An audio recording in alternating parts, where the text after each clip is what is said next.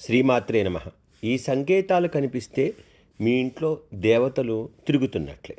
వంటగదిలో కానీ, పూజా గదిలో గానీ బల్లులు కనిపిస్తే చాలా మంచిదండి. ఎందుకంటే కాకి అరిస్తే దేవతలు తిరుగుతున్నారని గుర్తించాలి. ముఖ్యంగా బాగా గుర్తుపెట్టుకోండి.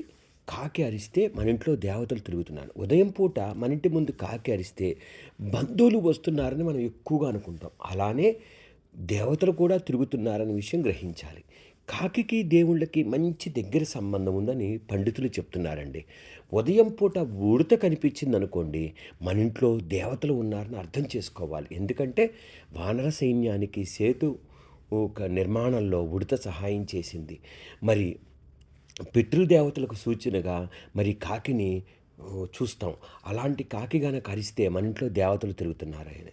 అలానే కాకుండా మీకెవరికైనా సరే ప్రతిరోజు తరచుగా బ్రహ్మ ముహూర్తంలో మెళుకు వచ్చిందనుకోండి, 3 గంటల నుంచి 5 గంటల లోపుగా మీకు దైవానుగ్రహం కలిగి ఉన్న కాలం వస్తుందని, అదృష్టం వరిసిందని అర్థం అండి. 3 గంటల నుంచి 5 గంటల లోపుగా మీకు ఖచ్చితంగా మెళుకు వచ్చిందనుకోండి, మీకు దైవానుగ్రహం కలిగి కాలం వస్తుంది, అదృష్టం కలుగుతుంది. దేవతల కృప కలగాలంటే మన ఇల్లు శుభ్రంగా ఉంచాలండి. పూజ, దీపారాధన, మంచి ఆలోచనలు చేయటం అలవాటు చేసుకోండి. అద్భుతంగా ఉంటుంది.